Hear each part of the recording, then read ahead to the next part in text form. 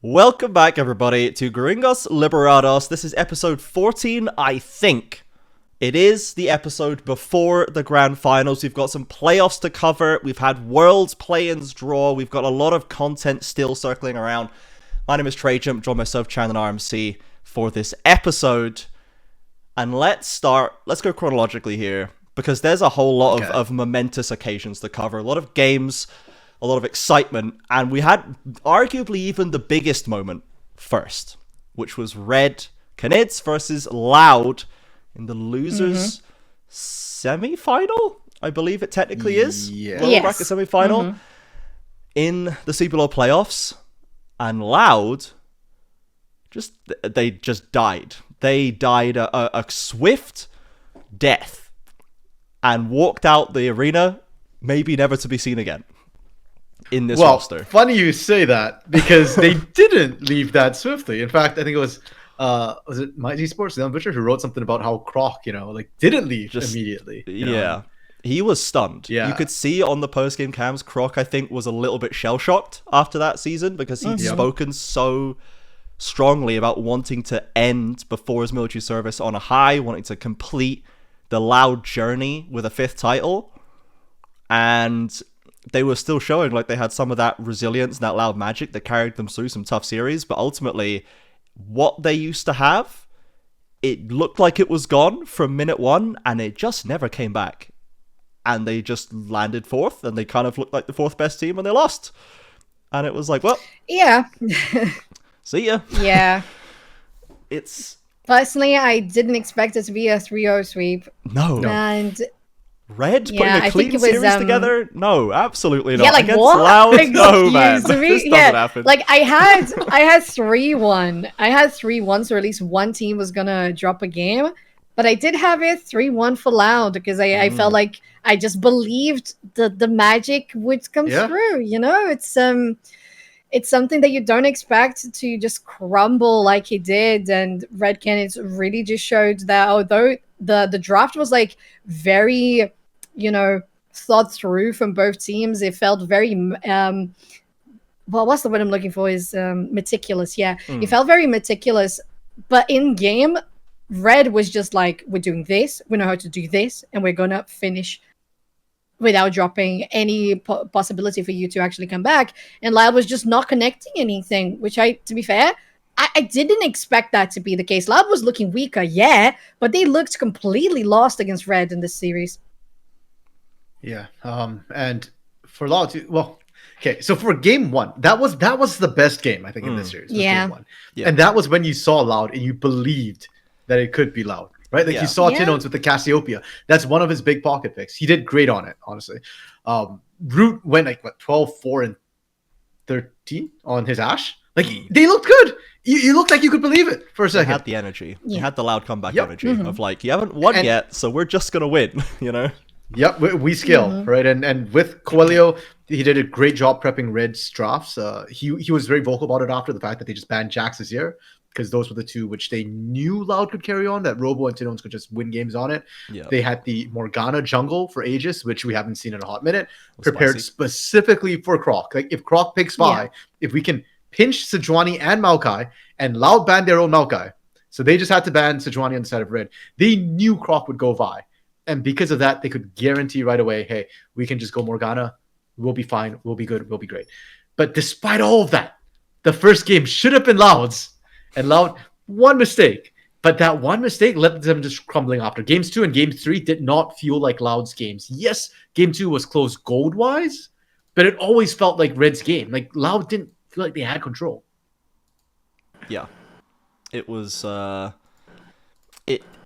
RED have shown us some throws already in the playoffs. In that VKS series, we saw them lose 1 games, and we knew that Loud is Loud, and we could see the hands were still there in Game 1, and it was kind of the aspect of RED that had convinced me always that they could beat Loud, kind of allowed them to hold on, that they can do the we will just out-team fight you, we will out-hands you, we will just out-muscle you 5v5 moment, that they could use it, they could beat anyone else with it, apart from Loud, it seems, in playoffs through the years, and they finally showed up today, and this iteration of RED actually just out-muscled Loud at the end of the day, I think.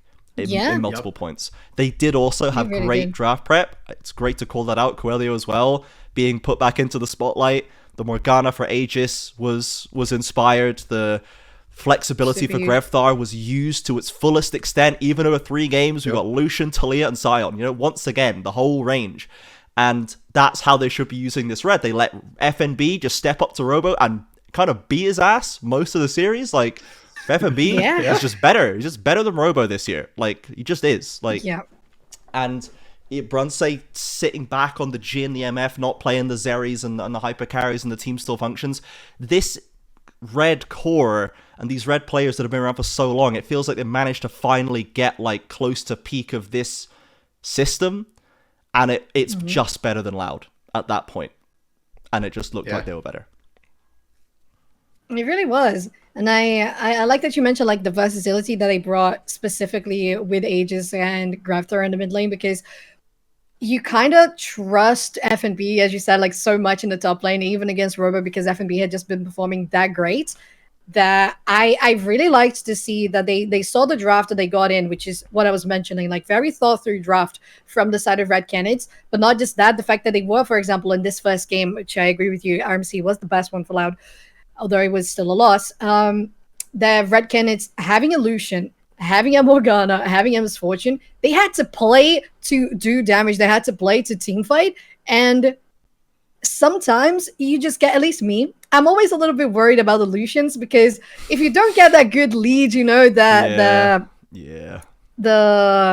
Harvester, the Essence Reaver, you know, stuff like that, you're just... like, what are you doing really with the Lucian? He's not going to be doing that much damage, just waiting for the culling to come in. And I felt like they were still dropping that good damage. Q, dash, double auto, dash again. And even Bronzy on the Misfortune, considering in this composition, like Misfortune very, very exposed, they were waiting every single moment. The Glacial Fissure not coming through. I'm not doing bullet time. I'm not going to So I felt like RED Canids was super constrained in how they were playing and really identifying what were the win conditions of their games and seeing we cannot give them any opportunity to shut down the biggest DPS that we have, or to actually just have that presence with Robo, with the Renekton in the side lanes, and actually have that mean something. No, FNB shut it down with the with the Renekton themselves as well. So this was like really, really good from Red, which gets me even more excited for us to reach the Red VKS game that we're going to be talking about soon. I think as much as Red had a really great approach to the draft phase, played to their strengths, used a bit of versatility, a bit of off the wall, plenty of meta power in top lane. When I looked at Loud's draft, like Cassio Tinones I like, right? Yes. Ziggs for Tinones I don't love. We're back to Robo GP again, which just lost, and then we rounded it out with Croc's first mage jungle of the entire split, and he looked really bad at this champion archetype, and it was the worst defeat they had, and Loud exited the tournament on Croc's first brand game. And I was like, here's the thing, Trajan. It is the most Loud thing they could do, right? Like, game 2 draft was literally, we will skill and we will play the game at 35 minutes. Yeah. Right? With the champions they had. That's why they had the Ziggs. That's why they had the GP. Problem is, game ended 34-29. They never got to the 35-minute mark. And game, close. you know what? In game 3, Croc on brand is just the state of Loud at that point. They were just on fire and dying a lot. And the other thing, too, was they tilted game 3. They let through Lilia Sion. Yeah, I don't know how they forgot. Did. I don't know how they forgot. Like, what? Even Coelho was like, I don't know what they're doing in game 3 in his post-game interview, right? They banned Alistar. Like, they banned Alistar. Their first rotation, I believe, was Yone, Rumble, Alistar bans. And then Red was like, okay, I guess we just take it. What? Yeah. So, I think Loud really fumbled the bag in the pick ban phase. It is. And that made it worse. Yeah. It's just such a disappointing finish, too, I guess, right? To arguably the best kings CBLOL has ever had, right? Like 4-time champions. They were the first ones to do the 3 times. They had some of the best imports. Croc especially is considered best import. You know, they've done so much, they've gotten so far, and it's a little bit dissatisfying to me that they just died like this, You know, like I wanted them to go out big. Like whichever team took them out. You wanted Pain to beat them in 5 games in the grand finals. That's what Yeah. you wanted. You wanted Pain to drop the hammer on them to make up for all of the pain that they suffered.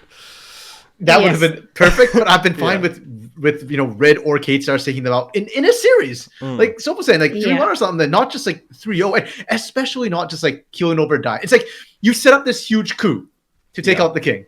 You set it up, you get there, you get to the throne room, and the king's dying of liver failure or something like that. It's like, well, great, we just need to wait. This is like a skeleton on the throne.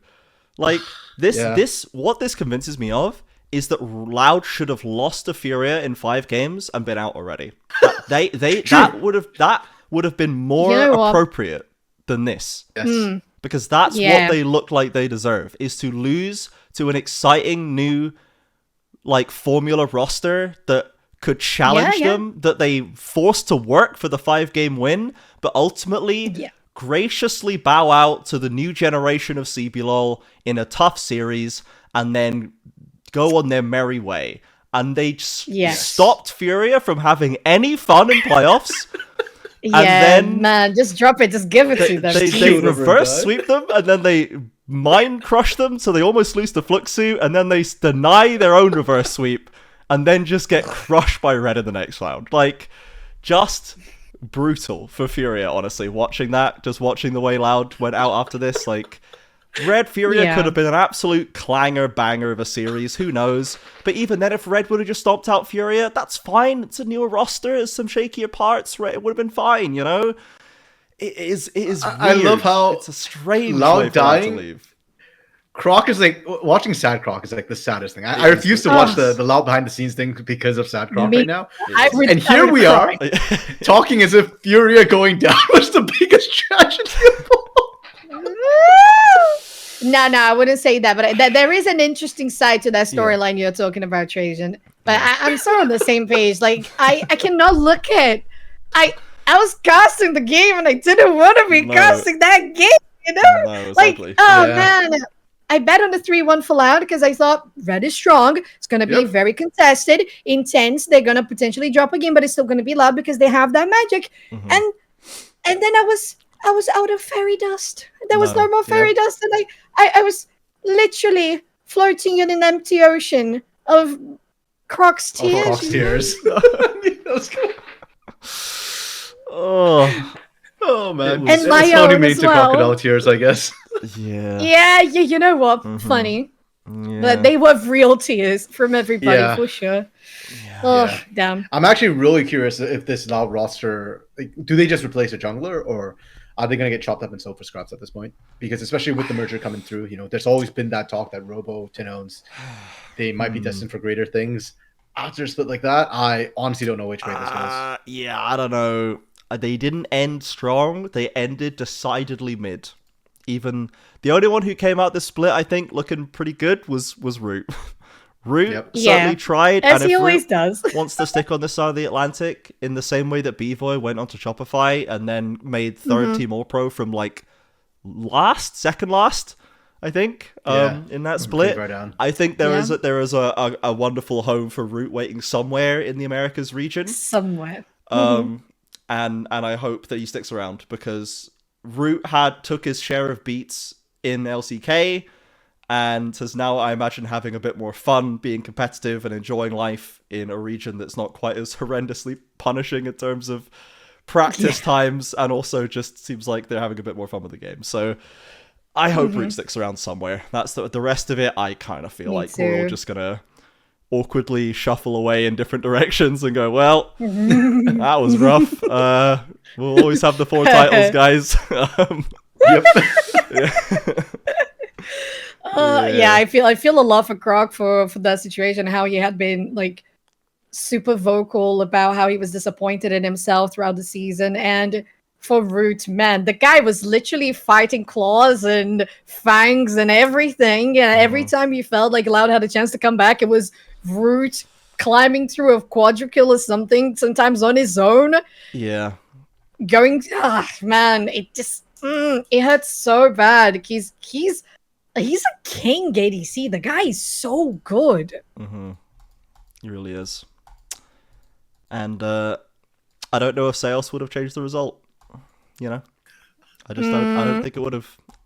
I don't think it would have mattered for all the don't know to who get Seos ahead. is. Didn't see him in playoffs. Not exactly.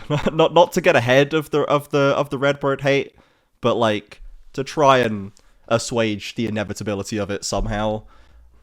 They did win a title with him, and I don't think Seos would have made a difference here. So I don't think anyone needs to cast any blame towards Redbird's door. Yeah, me neither. So, Loud, Dedge. Loud is out. 0-3. Red look good. And they step forward to face VKS, who they lost to 3-1 in the winner's side. And that they probably should have at least gone to 5 games in that series, given the state of one of those games. And today they came in and we achieved that dream. We did go to 5 games. We made it to 5 somehow after 2 opening games of, well, you know, let's just get the early train to grand finals from VKS, looking like they had no time for Red at all. And then it just kind of started to...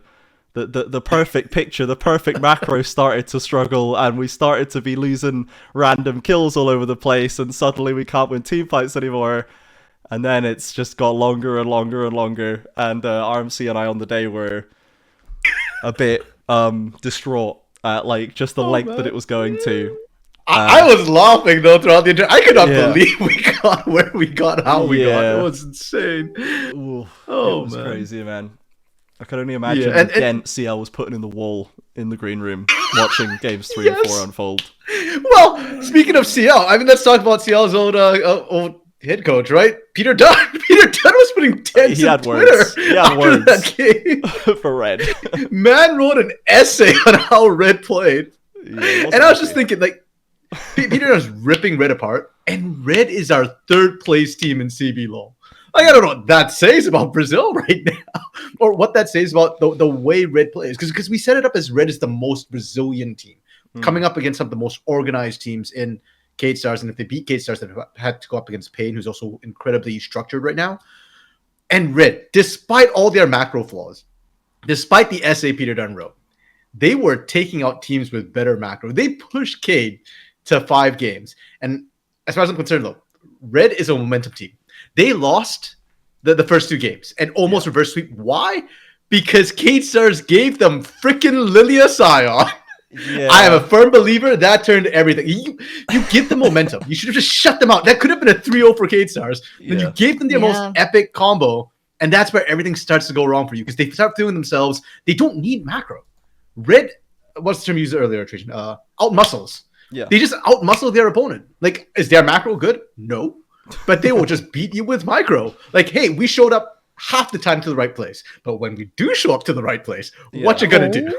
Yeah, like if you come out of like multiple lanes with multiple solo kills and like a good jungle advantage, the game becomes way easier to play, and you don't need to out macro nearly as hard. You can play out easy advantage situations, and you can walk into, you know, 50-50s become 70-30s very quickly when you're 5k up and you have good teamfighting champs. Like it's that tends to be how Red would win games, and that's how they defeated everyone else except VKS up to that point. Literally everyone else except VKS. Yeah.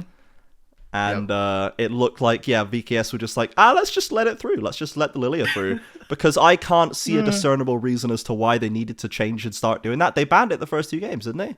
Yeah, they played it. The Samus whipped it out game 1. Yeah, they played it, and then because they first picked it, Uno reverse card, and then they banned it. Yeah, that's pretty great. Then they just let it through and lost. Yep. Gave the momentum back. Lost quite, you know, I lost quite handily in game 3. You know that they were 8k down. They just kind of got clapped around the rift, and it did start a bit of a spiral that they had to pull up from. So. It was a questionable decision. It was a very CBLOL decision, I feel, to just be like, let's just give it to them. Wouldn't that be epic? This is fine. You know? Yeah. I can kind of see it though, right? Like, if Keyd Stars beats the Lilia Sion, like, not only do you end the 3-0, but also, like, the momentum boost here. Just like, we can do this. We can break anything you have. I mean, come on. They could have had in the... No. They they could have had the boost by winning the series one way or another. They didn't they need could to have just be taken the Lilia moderate Zion. boost of smashing Red 3-0. But they with wanted no problem. more. They greeded. They greeded. Like, they were 2-0 up. What's the worst that could happen, guys? We'll just lose one game against the best momentum team in the league. Surely in the nothing could go playoffs wrong. that we've had like almost the biggest amount of reverse sweeps ever in the history. Literally. Like, yeah, what could They happen? were tempting fate. So I got one question for you both. Yeah. Because I didn't pay as close attention to the actual gameplay to this match. But I really liked the Kalista pick for Smiley on the matches against Pain. How was Smiley on the Kalista again? Was it a good pick? Oh, it was good. He as VKS. Well, I'm comparing it to last split Smiley Kalista. As VKS said on Twitter, he has a Kalista. He does. Yes. I will concede that he has one. Last split, I would have said absolutely not. My guy does not have a Kalista, but now he does. Yeah. Yeah, okay. Well, even last split, I would have said he had a Kalista, but this split's Kalista is nasty. And it's his counter to Misfortune. He's picking it almost exclusively into Misfortune when the other side picks it. It is lovely. That's it. Again, props to Coelho. Okay, first of all, Keyd Stars draft is really, really solid. Yes, we're ragging them for the Game 3 draft a lot, but I still believe that was intentional, and they actually let it through to try something out. Yeah. So other than that, I think their drafts made a lot of sense from Keyd Stars. They've been solid throughout. Their Game 5 draft with the Nocturne Oriana reminded the world that, hey, this is the Keyd Star bread and butter. Pain, so you can't just ban Marksman against the Lekka. No. But Red, again, Coelho is doing such a great job. The Grevdar Victor in Game 4 is the only reason why Smiley's Kalista didn't look completely busted. The Victor's range and the sheer damage he puts out makes it so hard for Kalista to actually play in. So likewise for the Lekko, he struggled to actually get into the fights. Like, he was poking really, really well, but in lane 2, like trading against the Victor as the game went on, got harder and harder. And I am a very firm believer that Victor was the big reason why they actually won that Game 4, which was incredibly long. Like, it was almost 50 minutes by the end of it. Yeah. And that's the Victor got so incredibly well. He scales incredibly well. It's just normally getting to that point. So Red's drafting's really good. Their micro is really good. The macro, if they fix that, hey, they look really, really good. And maybe they can beat Keyd Stars next time. Yeah. This is a roster where if it stays entirely together, I'd be like, cool, nice. I wouldn't have any question for that. Even Grevdar, who in the past I have been like, if you want to upgrade Red, maybe you need a more consistent mid laner. In playoffs, again, Grevdar does tend to show up at this stage of the split. He doesn't, and it's not because he's trying weird stuff earlier. I think he generally just kind of plays worse before, like in the regular season. But in playoffs, he does tend to show up. The Victor was a great pocket for them, and they used the full range of his skill, and he looked good on basically everything, even the Lucian, which I was most concerned about. So, I'm not, Grevdar has successfully assuaged any concerns I may have had about his viability and about his potential to limit a team from achieving a championship. I don't think that's the case anymore after this playoffs, which is cool. And the rest of them, I know the rest of them are all good enough. Like, we just know this. Even Frosty, I think, is no longer a limit as much. I don't think Frosty is Pro Delta level. I don't think Frosty is Curry level, but I think he's... Is he JoJo level? Maybe not. Maybe he's like very close behind JoJo level. Maybe. Yeah, I think... I also think that JoJo has to play... JoJo has to play a very specific role, I think, and is a very important in-game leader for that team, that Furia team, whereas Frosty is not an in-game leader. I don't think he has to be, so it's not going to look exactly the same. Not necessarily apples to apples comparison here, but I think his support play is very good. He and Brunsey had a great lane. They actually did much better against the Kalista counter pick the second time around with the Misfortune still. They didn't smash or anything, but they didn't get as blown out as they did in game 1. So I thought Brunsey and Frosty, I think this duo is shaping up really nicely. And I'd be happy for this Red to continue as a 5 into the future. I think they've still got room to improve. And just to go back to the Frosty point, I don't think Frosty's like any other support in the league right now. The closest comparison I had to him was probably old Ayu or Zai. Really hands. He's not going to shot call. He's no JoJo. He's no Seos. No. But he's got hands, right? So, or most similar to Curry now, but Curry has better sort of macro than Frosty does. Yeah. And I think that's why Brunsey Frosty works. Like, Aegis and Grevdar work. Are they the best? Is Grevdar best in role? No. But is he the best mid for Aegis? Yes. I think Frosty's one of the best supports for Brunsey right now because he's just got the hands. And Brunsey Just Brunty and Frosty, executing. just give them hands and they'll smash the lane, right? Just make sure Yeah. that you isolate them. I think no their one's biggest gonna problem win. right now in the current meta is they're not isolated. So junglers pop down, and then Aegis with Brunty and Frosty maybe not the best connection there. Like everybody wants in, and nobody wants out sort of deal, or nobody wants to play. Yeah, for sure. Like the utility for that. So.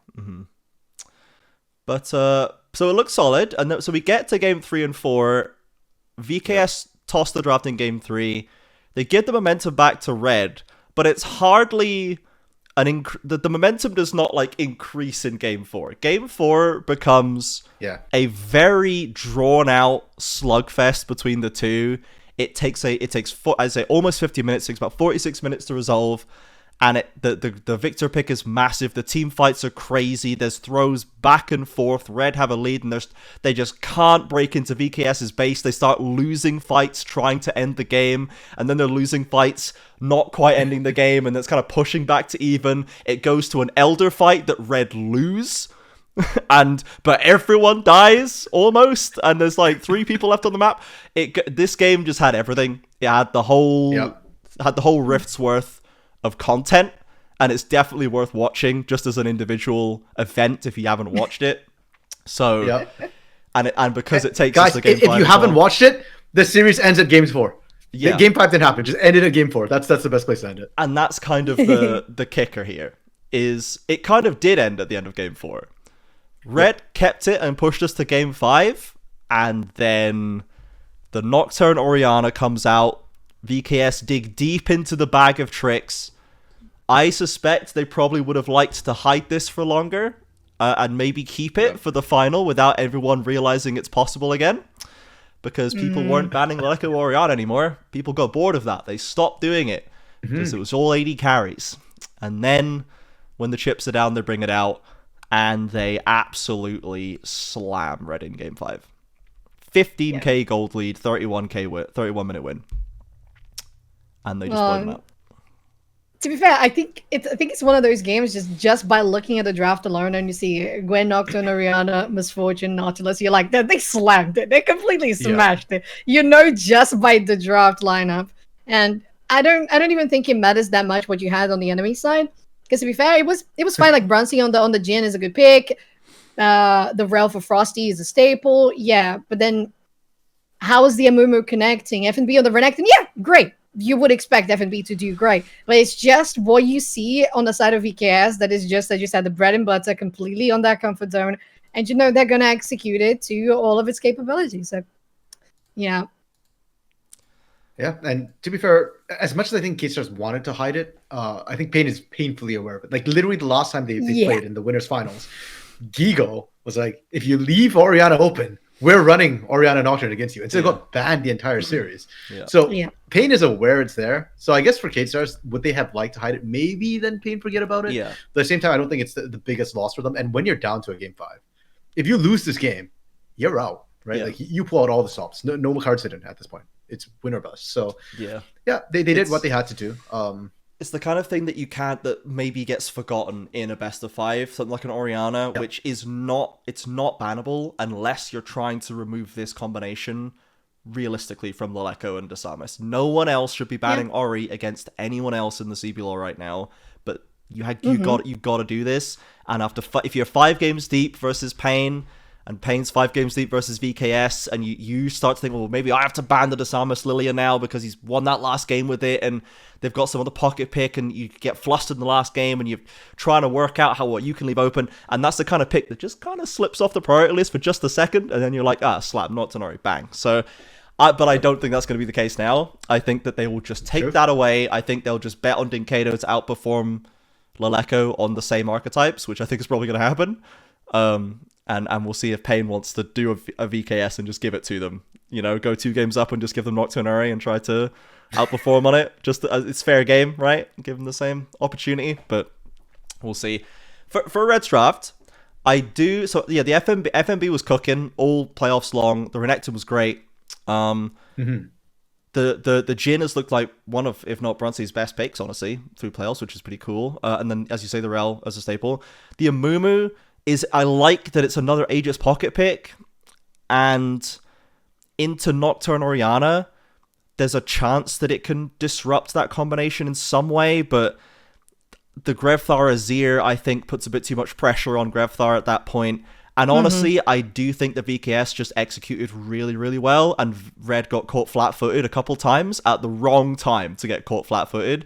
And when this comp gets ahead, when the Nocturne Orianna is ahead, and they don't have to, like, worry so much about when they go in, I think it's so hard to get the game back under control that it honestly felt like, Red just made a couple of key mistakes at the wrong exact minute, and VKS are good enough to not let that go.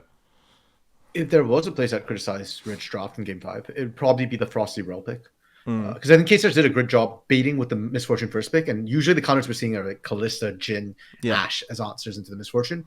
All of them are immobile and very, very vulnerable to Nocturne and Orianna, or just Nocturne by himself, because the Samus, the combo didn't even come in until like much later in the game. The Samus was just ganking initially, just with Paranoia, punishing immobile champions. So Bruntsy having to pick the Jhin, in this meta, perfectly acceptable. But it played into a trap that Keyd Stars had.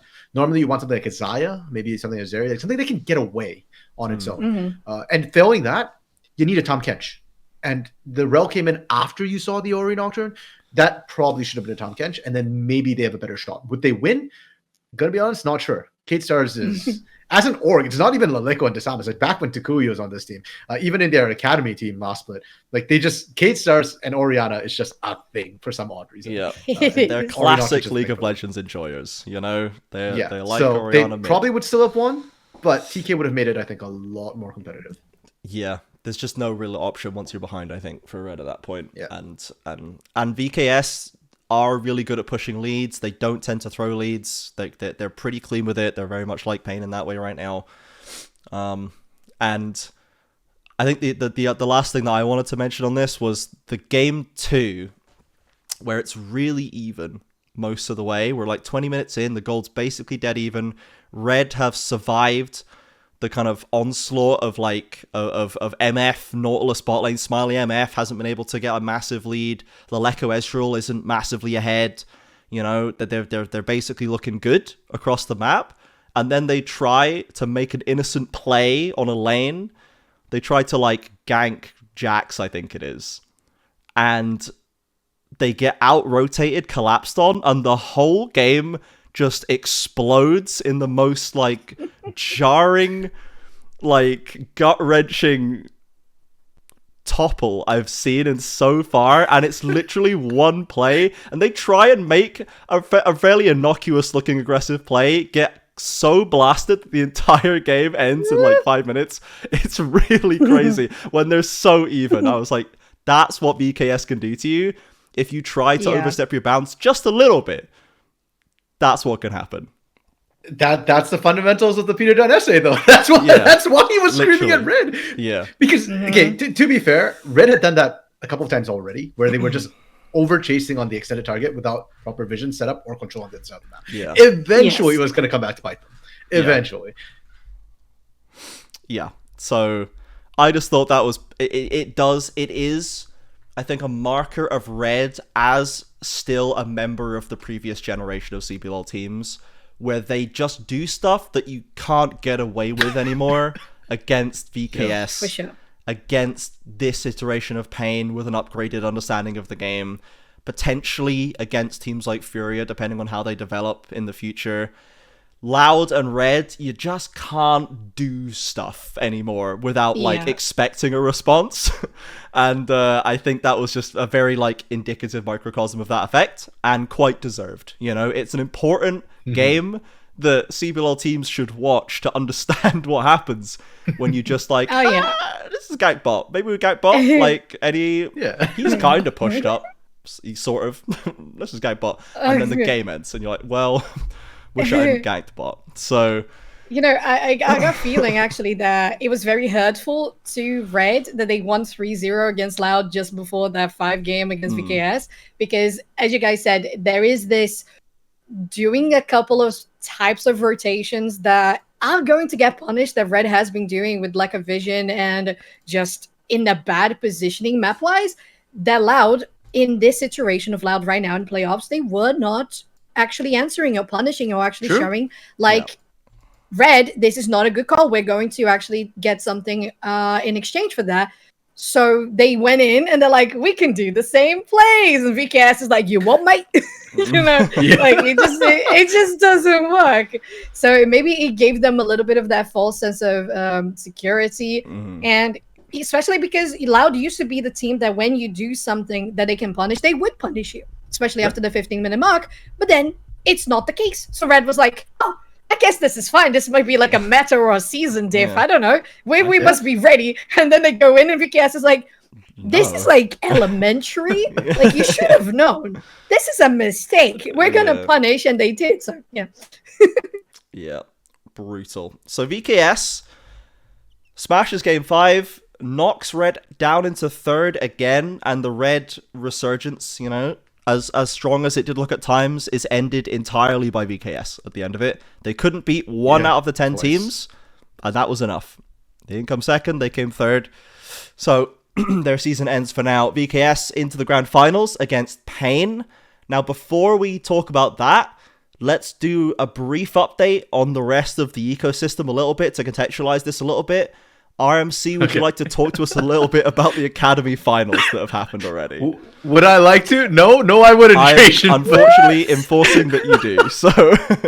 Damn it. You know, Jason, this year Pain's supposed to win it all, but not in Academy. Pain Gaming Academy faced off against Keyd Stars Academy in the grand finals, as above, so below, the 2 best teams in both CBLOL and Academy. What was heart-wrenching was Pain Academy went 3-0 throughout the entire playoffs, until the grand finals, where they lost games. Now, that's painful enough that they lost any games. They lost the whole damn series against Keyd Stars Academy. Keyd Stars Academy, they had the Cinderella run. They lost against Kaboom Academy in round 1 and had to play through the lower bracket the entire way up. And they made it to grand finals, and they managed to grab it to a game 5. And what you have to remember, too, is Academy is running full fearless, the split, in terms of drafting. So drafting is different. You got to play a champion once, and then it's gone. If any team plays a champion, it is off the board for the rest of the series. So by the time you hit game 3, you've got 30 bans plus, or 20 bans plus your 10 bans in game. Game 4 has the 30 bans prior plus 3 bans each for a total of 36 bans. And then in game 5, you get the 40 bans from before and 0 bans in that game. Problem is, it looked like Pain didn't understand how game 4 and game 5 went. Their drafts got progressively dicier. Keyd Stars did an incredible job with your draft, and they really played and punished Pain Academy with the champions that they had available. And with that, Keyd Stars Academy, they kind of pulled the upset win in person, in studio, with a crowd. They took out the favorites. They took out their old rivals from last split, because Pain won last split, Keyd was 2nd. This time, they flipped the script. They are both going to go to Challengers Americas, though, which will be held in Sao Paulo in September. But it will be Keyd Stars with first seed. Yep. So... one potential outcome of this budding rivalry played out in the Academy Finals, and across both Academy Finals in 2024. So, what's going on in Ignis right now? Well, Ignis Cup has, for the first time in a while, not had Pain Gaming in their competition. Unfortunately, Pain Gaming dropped their Ignis Cup roster. But one thing that might have been the case was VKS is on the grand finals against Rise Gaming. Wow. But considering that Pain Gaming had been getting not just the champion, or not just the finals, but also champions, it would have been a 3rd Pain Gaming versus VKS for our dreams. They haven't been fulfilled this time around. But to be fair, for Rise, they have gotten a couple of runner-ups so far on Ignis Cup, so they really want to hit the nail on the head this time around. But VKS, I actually got one of those Goddess Tour, the qualifier games on my coach stream as well, and goddamn, VKS looking stronger. Yep. Damn. You know, last split, Pain almost walked the Brazilian Golden Road with Academy, Ignis, and CBLOL. And except that, of course, we know they didn't win CBLOL. This split, Keyd Stars might be able to walk the Brazilian Golden Road. They've already got Academy. Can you imagine? They've got Ignis coming up, and they've got CBLOL coming up. Now, I don't think they will, obviously. Pain is, after all, in CBLOL. But the possibility is there right now for Keyd Stars, and that would be insane for this org. Yeah. For such a quick turnaround, like, for being dropped from franchising into looking like we're just gonna return to the mid card kind of thing after being like a championship team kind of a decade ago, and then the project comes to fruition that quickly, succeeds in Academy, potentially about to succeed in Ignis, and then has CBLOL as well. But yeah, Keyd Stars has a huge amount of upward potential still to be realized in 2024, and that's not even to speak of America's Challengers, which we will speak of briefly a little later, and then maybe cover it in a later episode. So, the final. Pain Gaming, Vivo Keyd Stars. We saw this once before, again, in the winners' finals, and Pain looked pretty comfortably the betters. 3-1 victory. Yep. And now that we've seen VKS go down and have that best of 5 versus Red, that's basically all we've seen since then. RMC, do you feel like VKS is functionally different, better, worse? Do you feel like what you've seen since then is going to affect your judgment on this final at all? Or you think it's still Pain coming from above and VKS is going to have to find something special? Okay, so real talk. Hit talk for a second here, not hard talk. Yeah. Keyd Stars look worse than they did in the first finals. Against Red. Like genuinely, they struggled with Red more than I thought they should have, and that does not spell good news. Now, they have 2 weeks to prepare for grand finals, so a lot can change within that time, and a lot of it is mental, and I think just needing to be more prepared. But if they show up the way they did against Red against Pain, it could be a 3-0 finals, and I don't want that. As much as I'm a Pain fan, I want to see these two teams go 5 games because the potential is there for Keyd. They just need to max it out a little bit more. Their series against Red was not very inspiring. It did not inspire trust in me. Soph, do you feel any better about VKS after that, or do you agree that it's a pain walk potentially? I don't think it's like necessarily like a pain upper hand. It's just that I wasn't super convinced about the win against Red. But if they bring, as you said, what they actually had against Pain Gaming on the winners, it might feel better. I feel like, again, it might have been just a sort of preparation for each series. Like the way they prepare against Pain, that was one thing. The way they prepared against Red, that was another thing. And the way that Red actually got a couple of games out too, on that matter. And it just forced them to be, okay, we're on game 5. We need to win with the most stable, most comfortable composition that we have. They also know that that's not going to be the case with Pain. Like what you guys mentioned earlier, the Nocturne Oriana, is Pain not expecting that? They're fully aware of it. They're fully aware. They're never going to forget about it. They're always going to be prepared for it. And I don't think they would ever risk having that composition come through like we saw with the Lilia Scion for Red, for example. And Pain, I still think that they have maintained a very warmed up, very high-functioning, successful gameplay so far in playoffs in particular. And the last bit of regular season. But the thing here for VKS is I don't expect them to drop the ball against Pain Gaming because they know they need to prepare mentally differently than what they did against Red. So that's my point. I think they are going to be on the same level, if not better, because they need to be better because it's a grand finals. I think they do have that upper hand in like coaching, psychological, like consulting, and just having that preparation will get them far. And I do think it's going to be an interesting grand finals. I don't think it's going to be a sweep. That does not feel like either of these teams right now. So playing against each other, it doesn't feel like it's going to be a sweep. Yeah. It's worth noting as well that for this Keyd Stars team, for Desamis, for Leko, they've never played. They never have played in front of a stadium crowd like that before. That we're going to see in Belo Horizonte. And as for Smalley, I'm not sure if what the ERL side looks like. I mean, I hear that LFL can get pretty wild, but I don't know. I don't expect stadium final, no, to my knowledge. Okay. And even in the days of CIS, I don't think he would have played in a crowd. Not a crowd like this one, that's for sure. Yeah, CBLOL Arena is like this size. He's used to very tiny. CBLOL Arena's crowd is vastly different from like most crowds. Like they are so hyped, so insanely. Now imagine that scaled up to an entire stadium of people crying your name or screaming the name of the other team, right? The only people would be Gigo. Actually, Gigo, I think, had that experience in 2022 Split 1, because 2021 Split 2, that was the mountaintop one, right? Where they didn't have a crowd on that one. And then... Oh, I think so, yeah. Yeah, and then Pro Delta is the only other one who does. Back on Pain Gaming, but he was the darling of the crowd at that time. So I think there might be a mental impact as well playing in that stadium for Pain. It's another split. It's another grand finals for Keyd Stars. It's the first time. Yeah, Titan's been there. He's done that. I think he's going to be very comfortable there. Pain still have their players like Weiser, who have been in the arena a lot and never won, which has a potential to affect him. Karaoke has been in the arena a lot over the last few years and not won any of those recent appearances. Then Kato as well. Like, these are players I think that have had narratives developing as perennial silver placers, perennial chokers, that when you're up into that, you know, it's not loud. They don't have to look at the loud name tag, so potentially the curse is somewhat weakened here. But if you then convince yourself that this is the time where there's no reason not to win now, there's no excuse not to win because Loud's already gone. You look like the best team. Everyone knows it. And then as soon as like you get one bad fight, you're like, how am I losing now? Like I spent 5 splits getting here. How am I now losing when there's no good excuse anymore? And there's always a way for the mental to kind of creep in.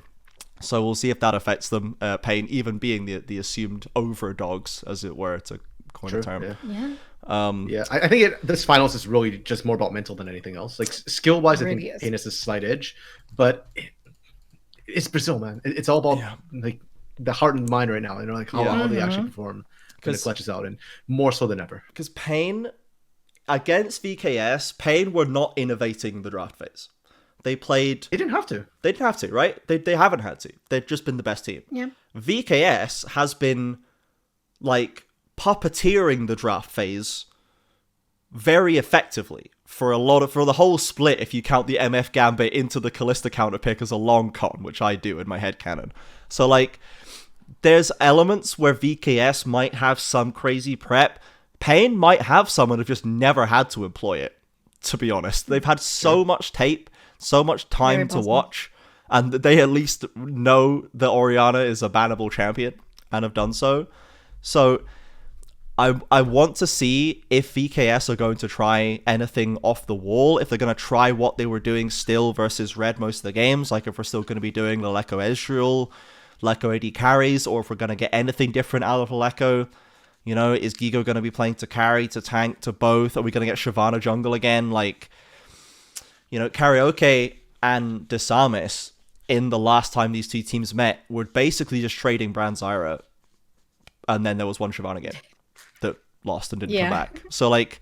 Which wasn't even intentional. No. They said in the interview that CL actually wanted to ban did not want his own team to play Shyvana, and Desamis was like, no, we pick it here now. And apparently Keyd Stars as a team were not ready to play the Shyvana style with the comp had.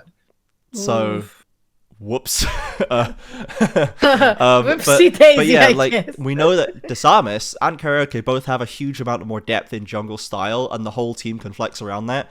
So last time it was a lot of consistency in that specific matchup, but yeah, that is Desamis, who has been this guy's never going to realize his potential guy, to finally getting a chance to do so, versus Karaoke, a person who has been kind of like unfairly blocked from getting any accolades for being an exceptional jungler overall for many, many splits, but no one ever remembers that because he loses the Loud every time. So I vote for him first jungler every time. Every split. And we all tell our MC to sit down as we continue to vote Croc and Aegis is better than him. So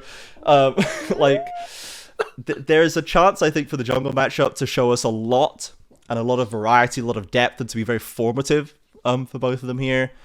And of course, I just kind of want to see like Titan v Smiley in terms of energy level is very high, just like right now. So that's pretty hype. Yo, you know? Smiley be shouting, Smiley be screaming. Smiley's gonna the be guy doing is laps of the full stadium. Brazilian. After one game win, he's gonna be doing laps. Like he's gonna be up the stairs. He's gonna be crowd surfing. Like he's gonna be everything. So I can't wait. I really can't wait. And I think if Takeda wins, I think he's gonna cry. That's my prediction. You know what? I hope Smiley brings a Swedish flag. If he wins, I want him to running the flag. Yo, that's the gonna invasion be sick. angle. Yeah, he's gonna take over. So I mean, CL with the South Korean flag as well. Yeah, exactly. So who is gonna win? Soph, can you give me a winner and a possible game score as well? Man, I really. I really can't do it. It's so dependent on the vibes at the moment. Not that it's like that unstable for them. It's just so reliable on the mental and how, especially how the game one goes. Yeah. How game one goes is really going to dictate how the rest of the series will follow. But let's do a Soph would like this to happen. Okay. Yeah. So Soph. A heart bet. Oh man, I have been rooting so much for VKS, but this has to be Pain. So this is a 3-2 Pain. I think I want to see as much as they can give, everything and more that they can give. I want it on my screen this Saturday. And I still think that Pain needs to get it in the end because I do believe there's an edge there. But especially when we're comparing like 1-to-1 and head-to-heads on individual lanes, everybody pretty equal, very high level, but then you get to the mid lane, Laleko is still a little, behind when you're talking about Jinkedo in especially in levels of experience on a gigantic stage. So I would say Pain takes that one. And also for the storyline, Pain needs to take that one. It's kind of true. Okay. Like, it's They really need to take brutal if Pain lose again now. And I love them as well, so... It will be unbelievable if Pain lose again now. And no, man. I would cry. I would cry so bad. Speaking Do I cry on broadcast? I might. RMC certainly will. Yeah. How do you feel about this? I almost cried last split already when they lost the freaking Yeah, the 3-2. The Kalista game. Yeah. I'm so traumatized by it now. I just love that we have these like CBLOL games through the years with like we just remember the horrendous draft blunders like so clearly. Just like the Titan Kalista single threat comp incident. No. And the Zinzel for Carioca, I have been traumatized. Oh my god, yeah. Is it all Pain related? Dude, they're two on brand. Chill with the Pain brand. The karaoke. They are the runner-ups, the man. karaoke Kazakhs jungle in Game 3 versus Loud the split before. Yeah, man. I think most of them are. Okay, that one hurts worse than the Shijal, actually. That one was. It does hit worse. That was an ugly game. We need to think of like good games like Tinons with his Lissandra, Tinons with his Swain, things like that. Okay, RMC. Yes, okay. Series prediction. I think logically it should be a Pain win, and I think it shouldn't go beyond a 3-1. Logically speaking, narratively speaking, though, Keyd Stars winning, I hate that the narrative would be better because they have the Golden Road ahead of them in Brazil. But for the sake of my sanity, it's got to be a Pain win, guys. Like we cannot be losing 6 straight splits in grand finals, it's insane. falling short every single time. Like I swear, if that happens again, I don't think this roster stays together at that point. Like it just cannot. No. I mean, no. So I'm gonna call a Pain 3-1 at this point. I And mean, you know what? I'm gonna go further and say whoever wins game 2 wins the series. I think game 2 will be the most impactful. Game 1 will be shaky. I think both teams, going in game 1, there's a lot riding on it. So you think it's going to be like straight wins after game 2, basically? Just like pretty much. Yeah. That's my call. Yeah. Once whoever gets settled. So I mean, Yeah. Look, VKS came third last split. They can come second this split, and then come first. It's the first South That'll be Conference fun. champions and open the new era of Brazilian League. I'm okay with that. As they're basically Very already okay. doing. Like they're so close and they can get there just in time, but let's let Pain end this era of Brazilian competition, guys. Yes, come on, please. Can we just let Pain have this moment? They have worked harder than anyone else over longer time than anyone else to get here. Let's just give them a goddamn W. Please. I am taking. They're the oldest Pain CBLOL as well. org. Like, please. I'm taking Pain as well. I also think it's going to be a 3-1. I don't think that they get away clean with this one. I don't think VKS allow them to get away with it that powerfully, though it would be emphatic in itself to have a 3-0 win, to just go, nah, we got it together. We kicked Loud out of the winners bracket, and they stand tall atop of this final moment. So yeah, I'll take the Pain 3-1 as well.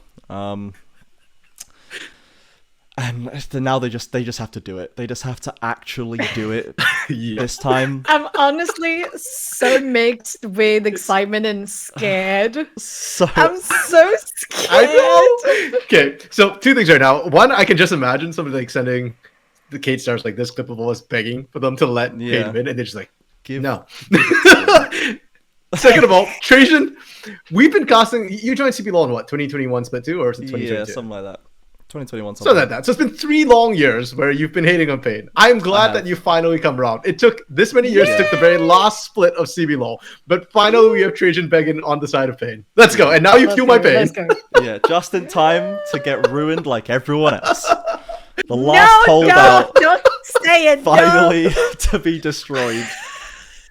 Or just in time to see the most glorious days of Pain gaming. Yeah. Quite possibly. It could be. It really could be. And dare I say should be. But we'll find out if it is. I'm on my stag do this weekend, so I will be finding time to watch the CBLOL Grand Finals from whatever I'm doing on Saturday.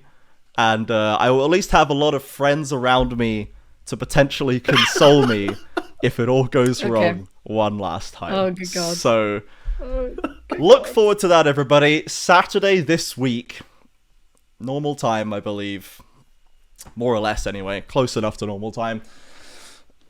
In the stadium for Pain and VKS for the grand final. So, what we can talk about to round us out here is we can look forward to Worlds. We can look to the World Championship. International play. Ooh. No Loud present. Pain or VKS will be in play-ins, and we've had the draws through. And I have to say, our community Discord was a little despondent when the draw came out. They were a little upset by the nature of us being given PSG number 1. I say PSG, it's PCS number 1. PSG number 1 in the first round. A team that has historically stomped play-ins every time they go, and then been highly competitive versus the main stage group teams. So, to clarify quickly, it is a bracket double elim style, so we have been sorted. There's 8 teams sorted into 2 groups of 4. In the CBLOL side of the group is PSG, number 1 PCS, number 1 seed from CBLOL, Pain or VKS, Mad Lions Koi from the LEC, and Vikings Esports from the VCS. Yes. So, how are we feeling about PCS, and how are we feeling about the probable lower bracket match to follow up? I am feeling like the seeding got kind of wonky in this side, because I'm going to be honest, first seed technically in this group is MTK from LEC. I don't think are better than PSG.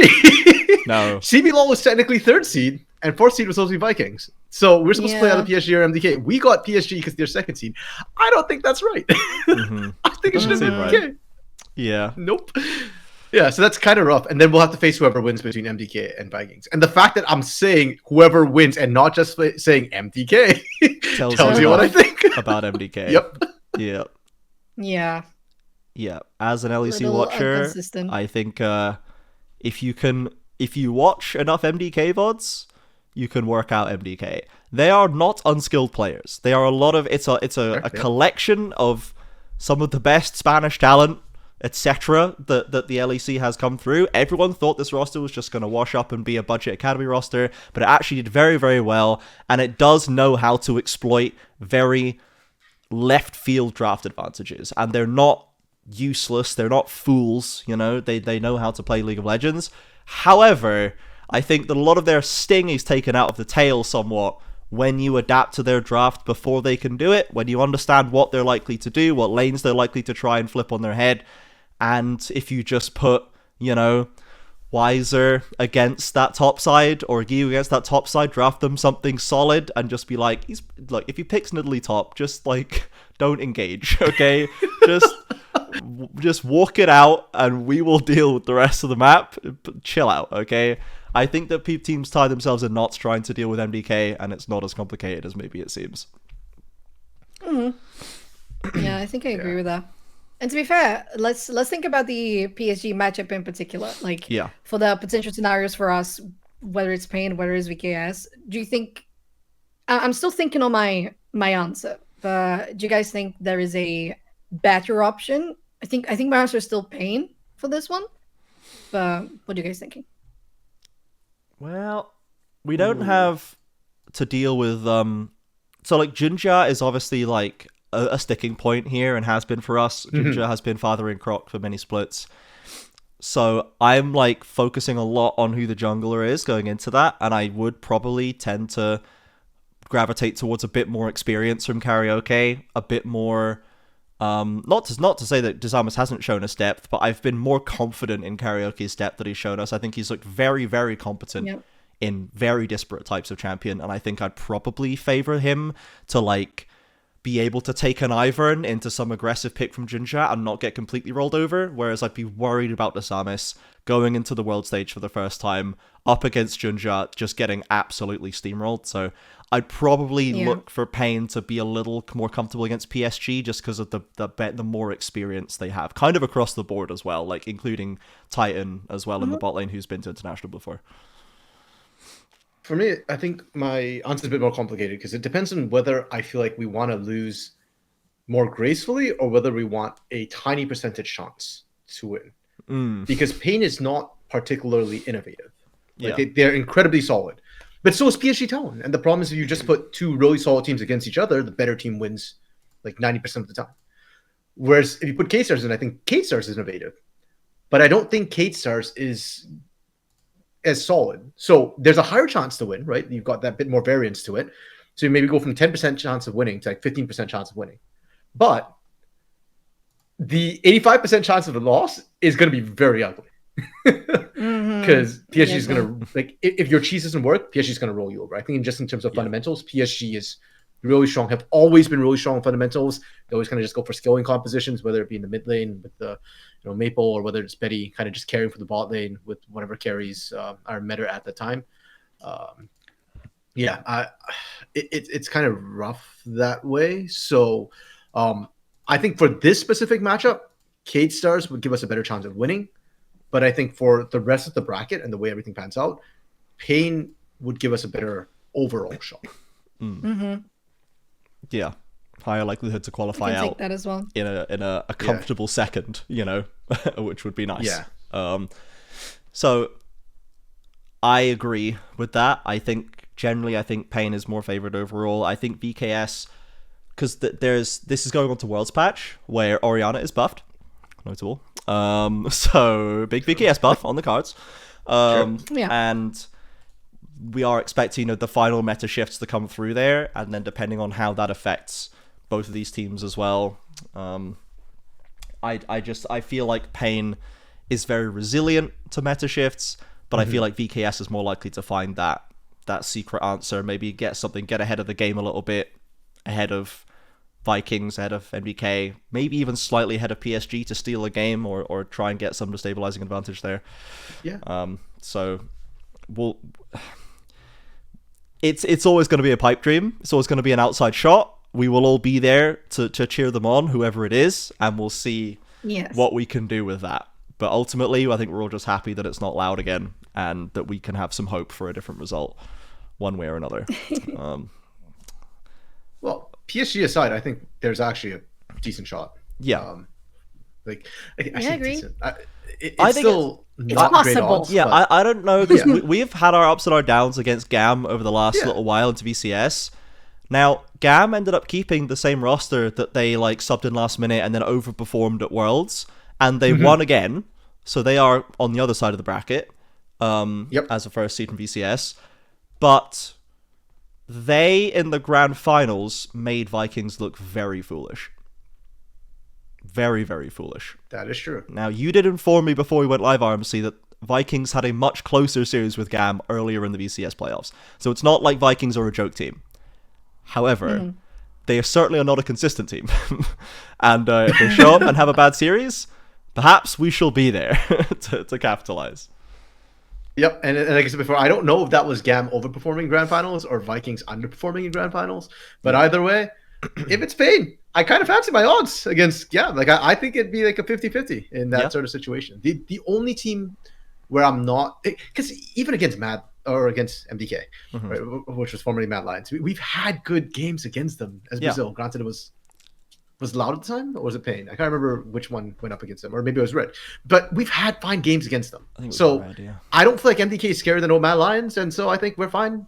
Yeah. Again, there's a fair shake against every team in there, except for PSG Town. That's the Yeah. only team I'm not confident about. Yeah. Yeah, I think we can definitely we can go in there expecting good games against anyone who's Yeah. not PSG.